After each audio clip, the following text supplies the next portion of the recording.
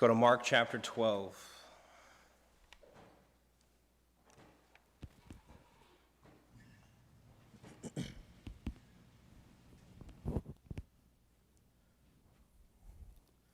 Mark chapter 12, and we'll be finishing out the chapter this morning. Mark chapter 12, we're going to start in verse 38.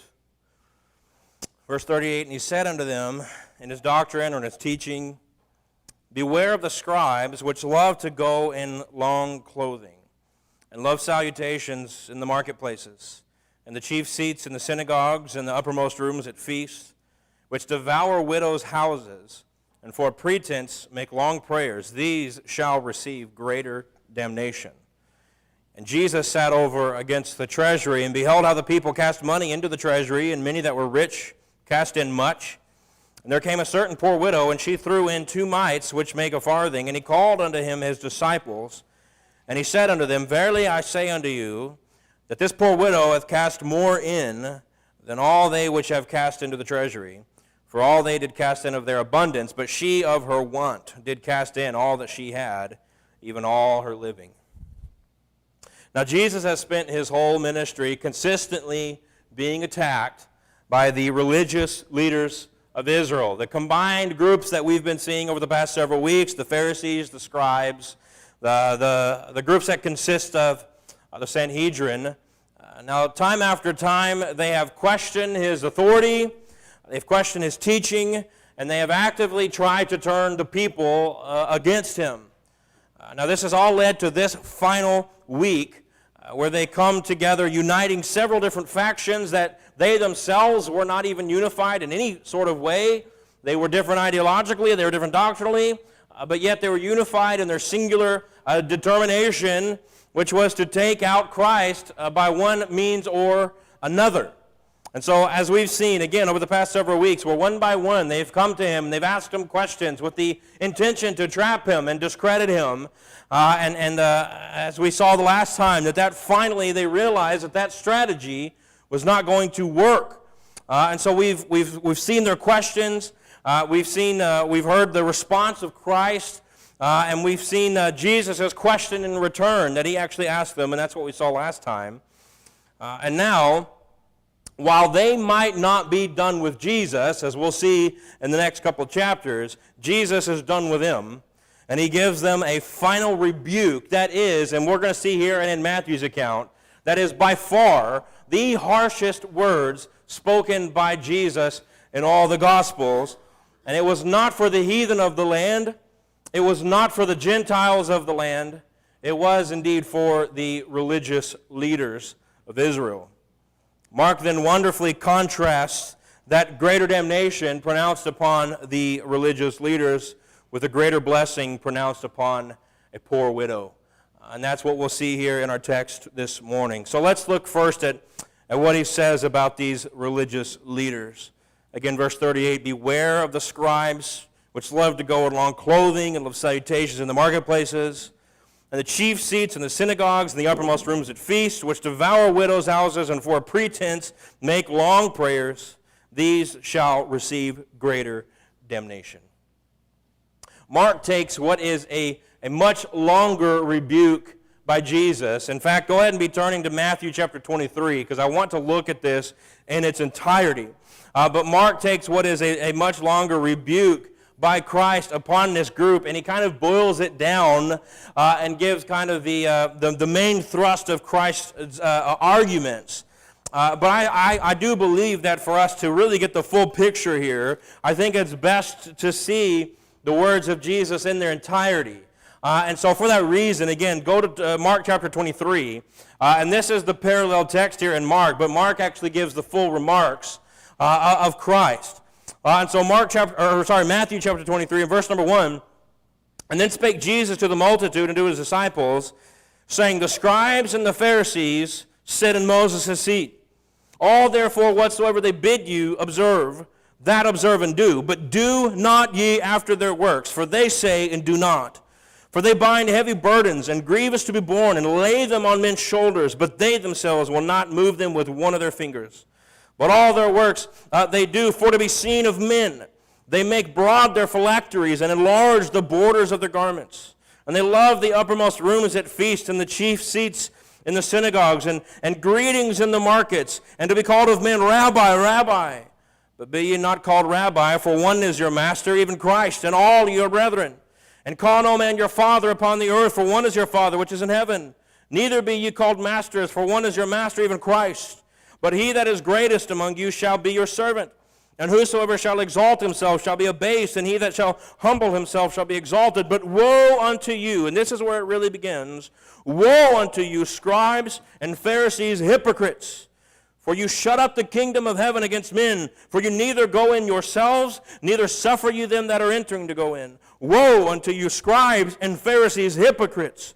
For you devour widows' houses, and for a pretense make long prayer. Therefore you shall receive the greater damnation. Woe unto you, scribes and Pharisees, hypocrites! For you compass sea and land to make one proselyte, and when he is made, you make him twofold more the child of hell than yourselves. Woe unto you, you blind guides, which say, whosoever shall swear by the temple, it is nothing. But whosoever shall swear by the gold of the temple, he is a debtor. Ye fools and blind, for whether is greater, the gold or the temple that sanctifieth the gold? And whosoever shall swear by the altar, it is nothing. But whosoever sweareth by the gift that is upon it, he is guilty. Ye fools and blind, for whether is greater, the gift or the altar that sanctifieth the gift? Whoso therefore shall swear by the altar sweareth by it, and by all things thereon. And whoso shall swear by the temple sweareth by it, and by him that dwelleth therein. And he that shall swear by heaven sweareth by the throne of God, and by him that sitteth thereon. Woe unto you, scribes and Pharisees, hypocrites! For you pay tithe of mint and anise and cumin, and have omitted the weightier matters of the law, judgment, mercy, and faith. These ought you to have done, and not to have leave the other undone. You blind guides, which strain at a gnat and swallow a camel. Woe unto you, scribes and Pharisees, hypocrites! For you make clean the outside of the cup and of the platter, but within they are full of extortion and excess. Thou blind Pharisee, cleanse first that which is within the cup and platter, that the outside of them may be clean also. Woe unto you, scribes and Pharisees, hypocrites! For you are like unto whited sepulchres, which indeed appear beautiful outward, but are within full of dead men's bones and of all uncleanness. Even so you also outwardly appear righteous unto men, but within you are full of hypocrisy and iniquity. Woe unto you, scribes and Pharisees, hypocrites! Because you build the tombs of the prophets and garnish the sepulchres of the righteous, and say, if we had been in the day of our fathers, we would not have been partakers with them in the blood of the prophets. Wherefore ye be witnesses unto yourselves that you are the children of them which killed the prophets. Fill you up in the measure of your fathers, you serpents, you generation of vipers. How can you escape the damnation of hell? He says, wherefore, behold, I send unto you prophets and wise men and scribes, and some of them you shall kill and crucify, and some of them shall you scourge in your synagogues and persecute them from city to city, that upon you may come all the righteous blood shed upon the earth, and from the blood of the righteous Abel unto the blood of Zechariah, son of Barachias, whom you slew between the temple and the altar. Verily I say unto you, all these things shall come upon this generation. We'll stop right there. Go back to the book of Mark. The obvious theme of Jesus' rebuke comes down to the word hypocrisy. He used it several times. But again, as I told you earlier, these are by far the harshest words of Jesus spoken in all the Bible. In verse 3 of Matthew, it said, all therefore whatsoever they bid you observe, that observe and do. But do you not after their works, for they say and do not. To be placed in a position of spiritual authority, it's not enough to only speak as a leader, which is what they were doing. You must live as a leader. And that is not to say that these people will be perfect. That is not to say that people in these positions of authority will always make perfect decisions, but that the pursuit of their life will be that of obedience to the word and submission to the will of God. And that did not define the religious leaders of the day of Christ. And so back to Mark, he begins by saying, beware of the scribes. And so again, it ought to be incredibly telling to us that the most damning words of Christ in all Scripture, again, is given to those who would be deemed by the common man the most holy. As we've mentioned previously, many of the scribes, probably most at this point, most of the scribes were Pharisees. These were the teachers of the day. These were the ones who were looked to for biblical and doctrinal truth. When people had biblical doctrinal questions, it was to the scribes that they went for clarification on these issues. And yet here is Jesus giving a warning to all listening to watch out for these hypocrites. Jesus defines their hypocrisy in a few ways. And so I just want to go through each one of these kind of individually. Won't spend a lot of time on these, but I do think it will enhance our understanding here to go through this one by one. And so verse 38 again, the first thing he says, beware of the scribes which love to go in long clothing. They love to go in long clothing. Well, again, to us in 21st century, that might not make a whole lot of sense. But here's what he's talking about. This would have been an ornate robe that would typically go down to their feet. It was a full body length robe. This was something that typically pointed to somebody who was in some kind of a high position. You think of the clothing of the high priest, right? The kind of ornate robe that would have gone over an authoritative person. Now, I do want to point this out. Notice there's nothing wrong with the robe. There's nothing wrong with a recognition of position, right? Those two things in of themselves are not wrong. It was wrong for them because it came an issue of pride.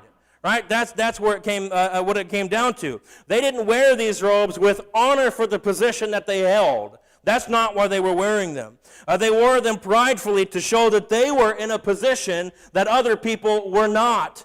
Essentially to say, I am higher, you are lower, I am better, I am greater than you. Numbers 15 commanded that the Jews, if you remember a couple of weeks ago in our Sunday school we talked about this, commanded that the Jews put tassels upon the bottoms of their robes in order to remind them of their call to holiness. It was to be a constant reminder to them of the fact that Jesus brought them out of slavery in Egypt to be a people sanctified to the Lord. And Jesus said that these men, in the text we read just a minute ago, Matthew, he said that these men would enlarge the borders of their garments. It was nothing more than a way to say, I'm better than you. And so they took the command to put these tassels upon the borders of their garments, and they would make them gigantic, essentially. Walking around as if these tassels somehow made them holier than everybody else. And it was just a physical way to represent the pride in their heart, to say, I'm better, I'm greater than you, I'm more holy than you, and I want you to see it, I want you to know it, and I want you to recognize it. And then he goes on. You'll see the link between all of these is very similar. They love to go in long clothing. Number two, they love salutations in the marketplace. They love salutations in the marketplace. They love the greetings that others would use toward them. Matthew gave us the greetings. The people would call out, Rabbi, Rabbi. Rabbi was a teacher, a master. Jesus used the term a few times there in Matthew. This was a highly respected position. There was nothing wrong with the position. There was nothing wrong with honoring the position. What was wrong was the pride they held in their heart that they were better than everybody else because they received these salutations, and they reveled in the fact that people were essentially calling out their position, and by doing so they think, well, they're calling out the fact that I'm better than they are. They loved knowing that they were esteemed higher than the common man, and they loved that the common man knew it too. Again, it's all an issue of pride here. They love the chief seats in the synagogues and the uppermost rooms at feast. In the synagogues, there would be some sort of a platform, whether it was raised or not is unsure, but there would be some sort of a platform at the front which the people were facing, again, not unlike what we have here. And these leaders would always sit there as it was the most visible. Obviously, we have seats up here. Now, I can tell you that the reason we have seats up here is really for efficiency, right? It makes the service go a little bit smoother if we're here and not in the back and having to run back and forth every time we're trying to do something. I can tell you for myself, and I feel very confident speaking for Brother Lynn, it makes no difference to me or him if we're there, if we're back there, wherever we are, we don't care. It's just an efficiency thing. But that was not the case for these men. They wanted to be there because that was where they would be the most seen. And if I'm the most seen, I'm getting the most recognition. Maybe more people are calling me Rabbi. More people are seeing the gigantic tassels on my robe. More people get the sense that I'm holier than they are. And so that was the point. That was why they loved the chief seats. And the same thing applied there with the uppermost rooms at feast. The exact same situation. It was in order to be seen, in order to be recognized, in order to promote their own sense of worth. And so again, they wanted to be seen, and they loved the fact that they were. And then I'm going to jump back to verse 40, or the end of verse 40, and I'm going to come back to the beginning.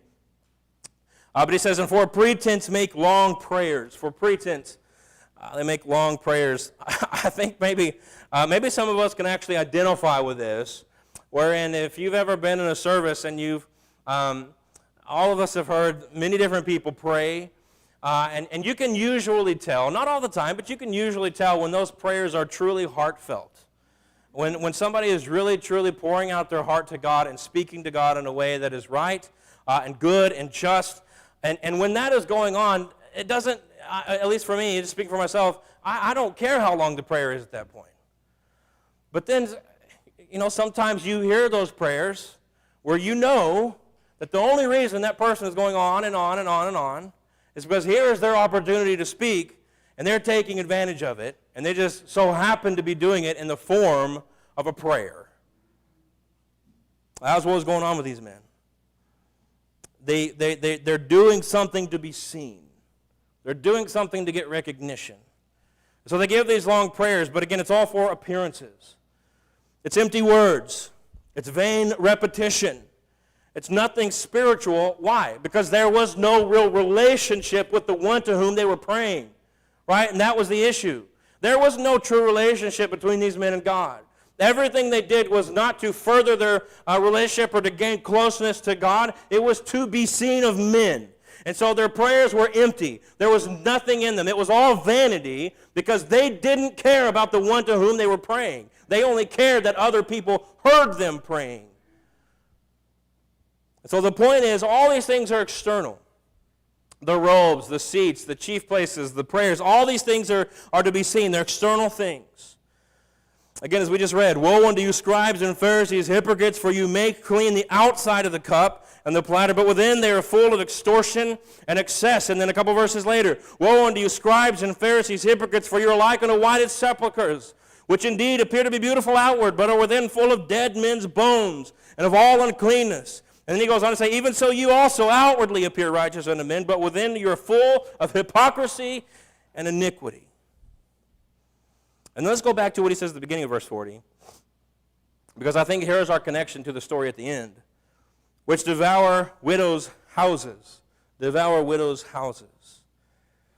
Jesus mentioned one of the ways in which they preyed on the weak, and that's what this was. Now, the scribes, these religious leaders at the time, they did not receive a particular salary for their services, at least directly, at least.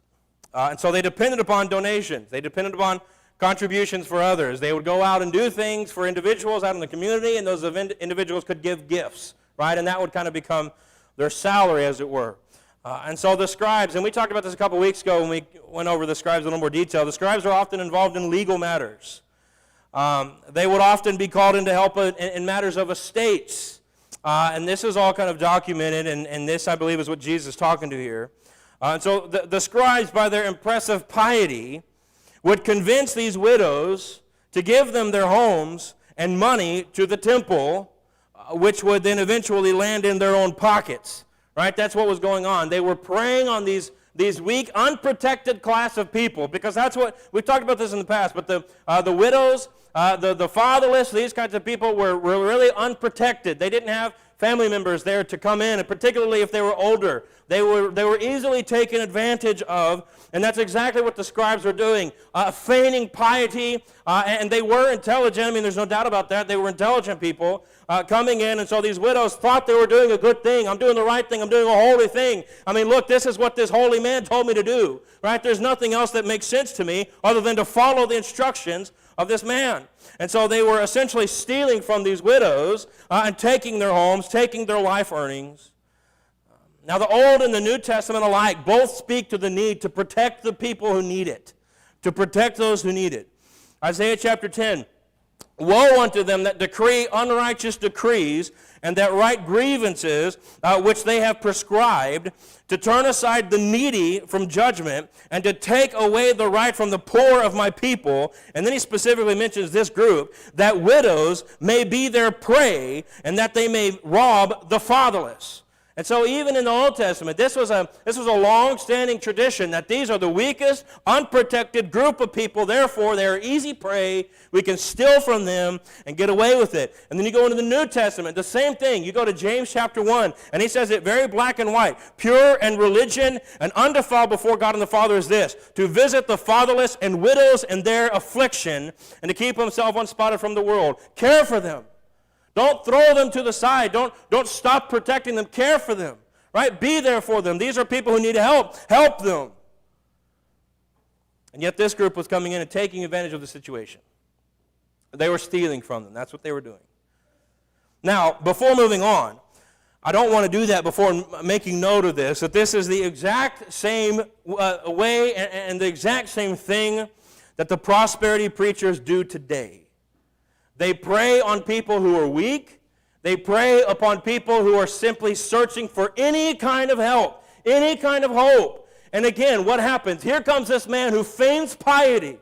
This man who in their eyes must be a holy man. Look at the things he does. Look at the things he says. And here comes this man saying, if you will only give seed, faith, money, and if you will give by faith, then God will give you everything you want. Any disease that you have, he'll cure it. Any kind of deformity that you have, he'll heal you. All you got to do is just give the money to the ministry, and if you do it in faith, you'll get everything you could ever desire. Well, there's a lot of people out there who are so desperate for help, so desperate for any kind of hope that they'll give it. And these people know it, and they prey upon that particular weakness. This is nothing new. It's just maybe getting more popularized and more financially prudent as we see it grow, and not just here, but in every corner of the world right now. This prosperity gospel is growing rapidly, and these men are getting richer and richer by the second. For these blatant hypocrisies, and let me just say this, Jesus obviously here specifically talking about the religious leaders of his day. But I would submit to you that the prosperity preachers of our day fit the bill. And the condemnation that Jesus pronounces upon them, I believe, is the exact same condemnation they're heaping up unto their own lives. So for these blatant hypocrisy, Jesus deemed that they shall receive greater damnation. Greater damnation. Now, this is a topic that we actually talked about back when we were covering Mark chapter 6. Mark chapter 6, verse 11, it says this, whosoever shall not receive you, nor hear you, when you depart thence, shake off the dust under your feet for a testimony against them.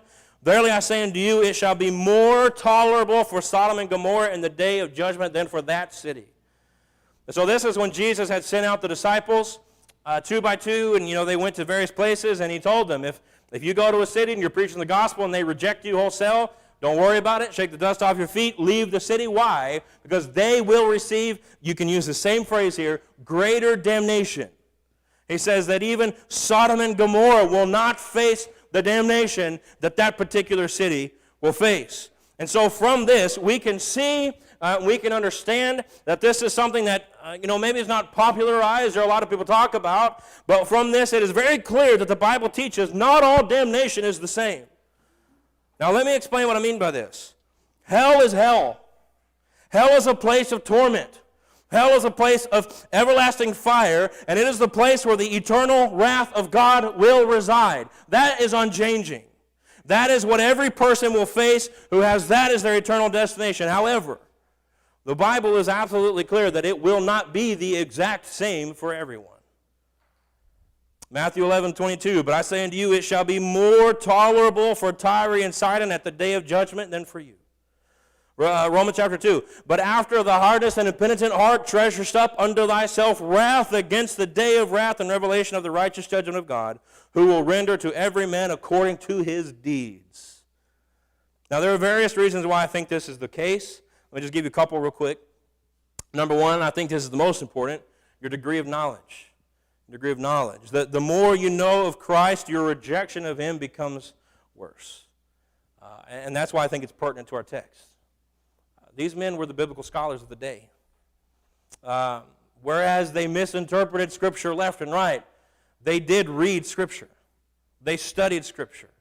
Again, these are the men that people came to for doctrinal matters. Essentially, the case is, if anybody in the land of Israel should have been ready to accept Christ as the Messiah and believe in his message of the kingdom. It should have been the scribes. It should have been these men, and yet these are the ones who rejected him the most. And so they had a degree of knowledge that that separated them from other people. And so, again, that's why I would say the more you know of Christ, the more your rejection of him becomes worse. And then add upon that time. Add time to that. And this is why I read Romans 2. Romans 2 says that you're storing up wrath. And so therefore it's just logical to say that the longer you have to store up wrath, the worse that wrath will be when it is poured out. Right? And so I think that's just a logical step. And then the third one, and this may be subjective, but a variation of sin.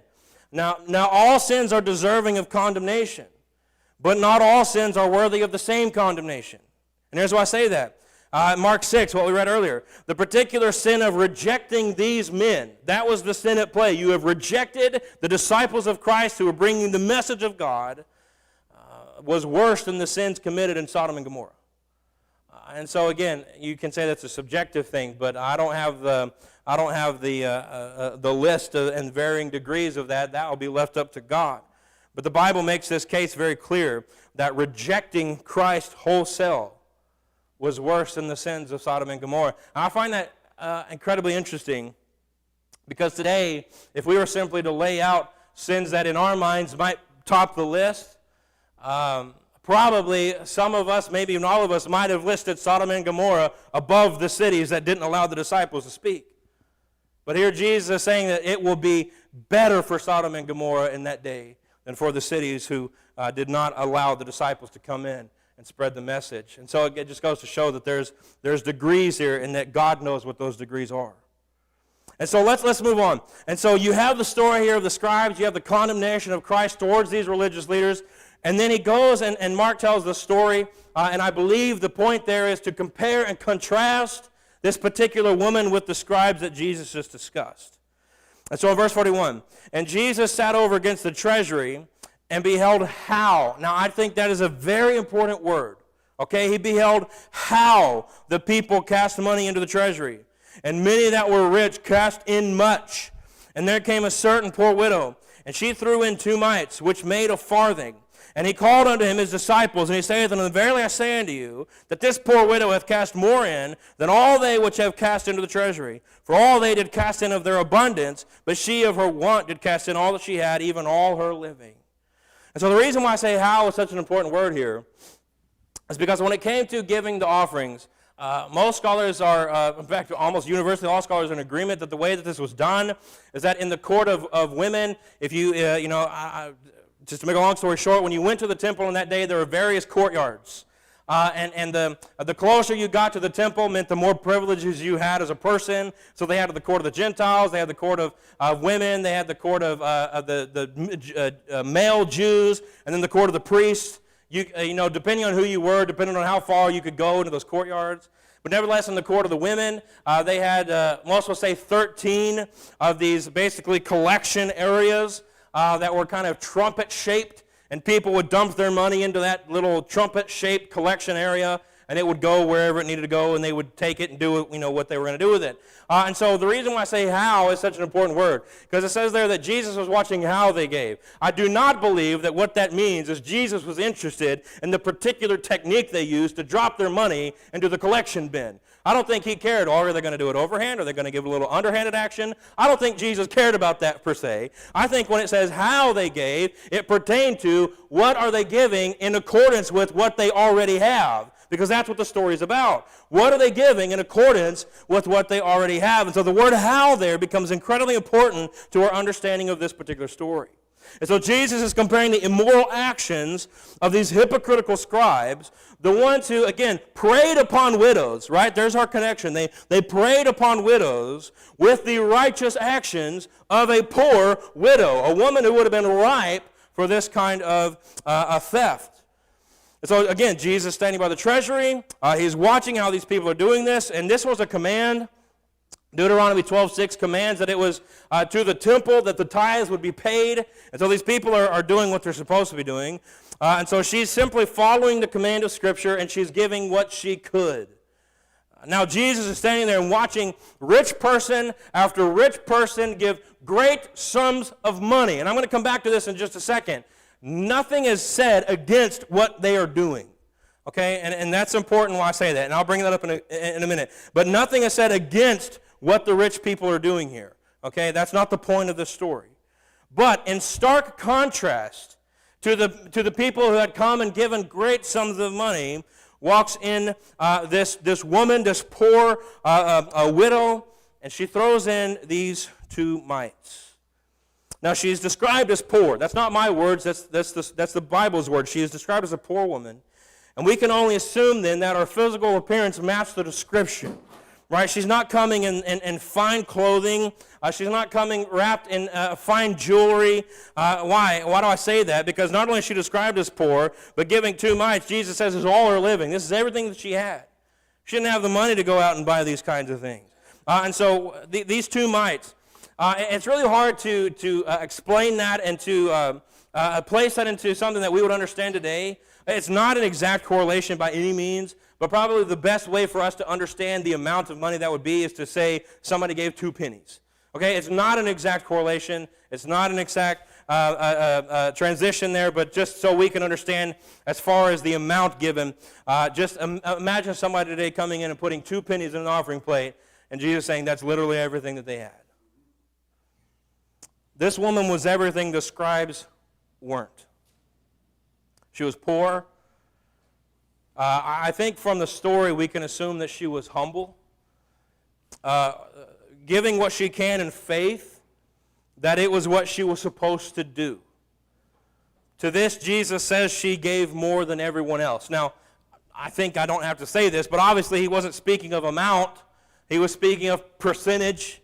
Right? She gave everything. She gave 100% of what they had. As much as these other people were throwing into these treasury plates, they were not giving 100%. Right? And so she gave more as far as she gave everything. Now, before I close down this morning, I want to make sure that we understand what this story is, but I also want to make sure that we understand what this story is not. Okay? Because there's some confusion or some things that people will say about this story that I think is very harmful. So first of all, this was an example of what the story is an example of how to give, We don't need to miss, as I said, the text specifically states that Jesus is watching how the people were giving. And before making a statement, Jesus called his disciples to him. Right? We see that there in verse 43. And he called unto him his disciples, and then he makes the statement he's saying. So this is a teaching moment. This is not said, whereas there might have been other people who heard what he said. The intended audience here was his disciples. This was a teaching, discipling moment for these 12 men. And so he wanted them to see and understand this example that this woman was setting of a biblical giver. This woman gave in faith, right? She gave all that she had. That was a faith thing. God will take care of me. I can give everything I have. This was a faith move. This woman gave in obedience. As I said earlier, this was a command that was given in Deuteronomy.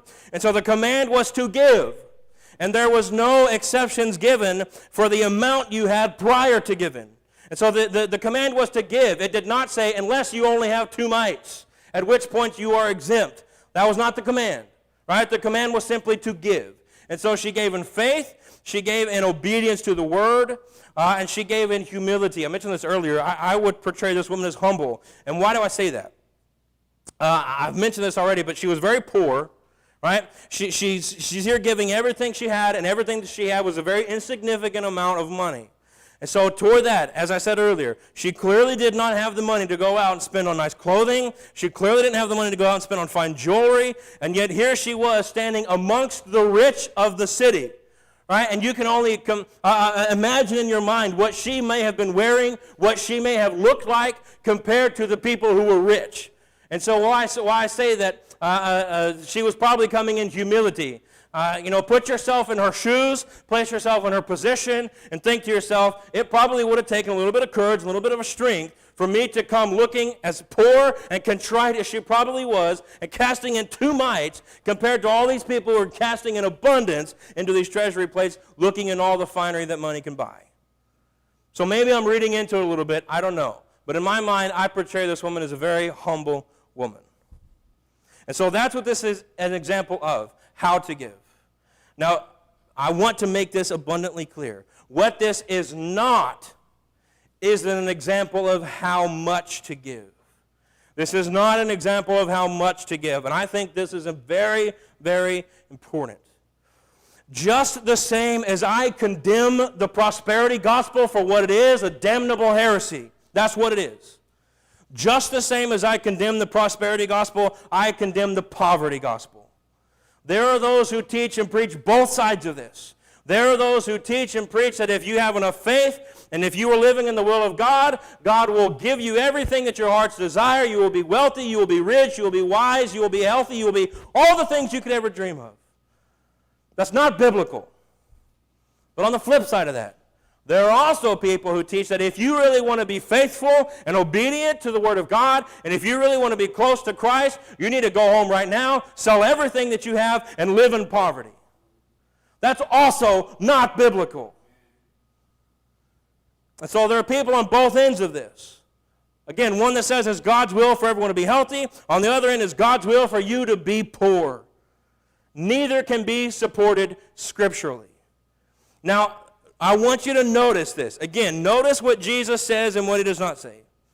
Jesus never condemned the others for being rich. He never said, this woman is to be commended because she is poor. All the others are to be condemned because they are rich. Not once does Jesus say that in the story. That is not what the story is about. And so he is not condemning them for having money, and nor does he commend the woman for being poor. The amount of money that people had prior to giving was never the point. How they gave was the point. Again, the Bible never condemns money. That is a false teaching. If somebody tells you that the Bible condemns money, they are interpreting the Bible wrong. What the Bible condemns is people's attitudes towards the pursuit of gaining money. The only sinful nature of those who make money their God. That's what the Bible condemns. Luke quotes Jesus in Acts chapter 20, verse 35, "It is more blessed to give than to receive." If you want a biblical description of how to give, there it is. It is more blessed to give than to receive. You can search verse after verse all day, every day, and what you will not find is a Bible verse that says it is a sin to be rich. You can search verse after verse every day for the rest of your life, and what you will not find is you will be commended and blessed if you are poor. You won't find either. Now, I will say this.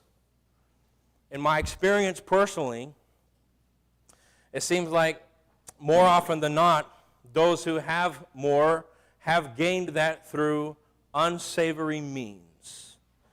Not all the time. And I do believe, and I've preached on this in the past, I do believe that God will bless abundantly those who have proven themselves to be faithful with little. Now, I say that to say this. You can be faithful with little, and God might not bless you with much. This would be a blessing to all of us.